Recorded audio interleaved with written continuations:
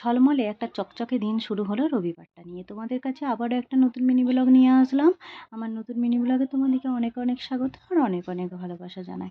Hello friends, welcome back to my channel. কেমন আছো তোমরা সকলে? আশা করি সবাই খুব ভালো আছো, আমিও খুব ভালো আছি।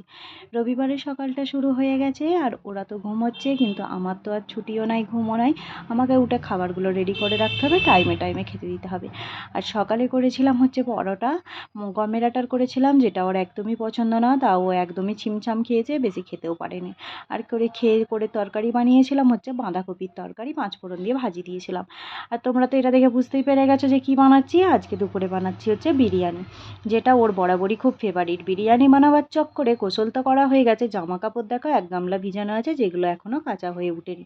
আর মেয়ে এদিকে হজমলা খাবে বলে কাঁদছে, কিন্তু এই স্বাদমলা তো এখানে পাওয়া যায় না একটা দোকানেও। বড় বড় মলে গেলে সেখানে ওই রকম কাঁচের শিশিগুলো বিক্রি হয়, প্যাকেটগুলো একদমই পাওয়া যায় না দেশের মতো। আর এদিকে দেখো খাইনে এগুলোও পড়ে রয়েছে অল্প স্বল্প। আর এদিকে তো বিরিয়ানি আমার একদম রেডি হয়ে গেছে, দমে বসিয়ে দিয়েছি। আর মেয়ে চলে গিয়েছিলো ওপরে আমাদের প্রতিবেশীর বাড়িতে, তাকে আবার ধরে নিয়ে আসতে হলো, আর ও ওদিকে গোসল করতে ঢুকেছে। আর এদিকে দেখো খেতে বসে পড়েছি দুপুরবেলা। আর খেতে বসে একদম দই থামস আপ নয়, আসলে সামনে যেই আঙ্কেলের দোকানটা থাকে সেই দোকানটা কিছুদিনের জন্য আছে বন্ধ। তো কী আর করা যাবে, ও কী করেছিল ফ্লিপকার্টেতেই 2 মিনিটের মধ্যে যে ডেলিভারিগুলো দেয় তার মধ্যেতেই কিন্তু মিষ্টি দই অর্ডার করেছিল। আর এখানে দোকানে সাধারণত আমরা অনেক খোঁজ করেছি, পাওয়া যায় নাকি জানি না, মিষ্টি দই খুব কমই পাওয়া যায়।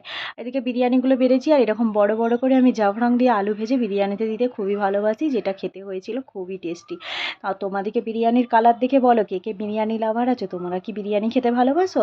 রবিবারটা তো আমাদের আজকে ভালোই কাটলো, এই যে বিরিয়ানি আর কাঁচা পেঁয়াজ। এই পেঁয়াজ কামড়ে বিরিয়ানি খেতে যে কী টেস্ট, কী আর বলবো। আসলে সালাদ করলে ভালো হতো, শসাটা থাকে নে। আর কিনতে যাবো যে সেটাও আর ইচ্ছা করছিল না, কারণ রান্নাবান্না করে খেতে প্রায় 2:30টা বেজে গিয়েছিল। তো আমরা কী আর করবো। আর আলু দেখো একদম ছানতেই কিন্তু গলে চলে আসছিলো, খুব ভালো সেদ্ধ হয়েছিল। আর এদিকে দেখো বিরিয়ানির কালারটা জাস্ট খুব সুন্দর এসেছে, তাই না? আমরা তো দুপুরবেলাটা খুবই ভালো করে মজা করে এই বিরিয়ানি খেলাম। তোমরা কে কী খেলে অবশ্যই কমেন্টে জানিও। আর এই দেখো মিষ্টি দইটা খেতে বসার আগেই কিন্তু ডেলিভারি দিয়ে গেছে, এই যে মিষ্টি দই। 2টো ডাব্বা অর্ডার করেছিলাম, কারণ আমার মেয়ে তো একটা নিয়ে নেবে আর একটা আমরা দুজনে ভাগ করে খাবো। প্রায় 23 টাকা করে দাম পড়েছিল। আর কি একটা ট্যাক্স নিয়ে দাম পড়লো 76 টাকার মতো, জানো, এত বেশি দাম। আর মেয়েদিকে নিজে হাতে খাবে বলছে, ওকে দিয়েছি, ও তো একটাও খাবে না, নুচে নাচে সবই ফেলে রাখবে। আর আমরা সবাই মিলে মজা করে এই বিরিয়ানিটা খেলাম কাঁচা পেঁয়াজ কামড়ে।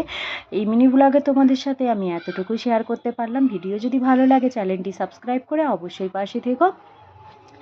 সকলে ভালো থেকো, সুস্থ থেকো, আসি তবে টাটা। বিরিয়ানি লাভাররা চ্যানেলটাকে কিন্তু সাবস্ক্রাইব করে দিও।